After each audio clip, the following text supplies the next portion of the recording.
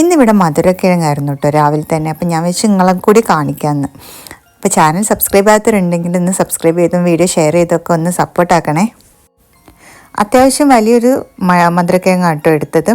ഇത് നന്നായിട്ട് കഴുകി വൃത്തിയാക്കി ഇതുപോലെ അരിഞ്ഞ് ഉപ്പിട്ടിട്ട് വേവിച്ചെടുക്കുക. കുക്കറിലാണെങ്കിൽ ജസ്റ്റ് ഒരു വിസിലടിച്ചാൽ മതി കേട്ടോ.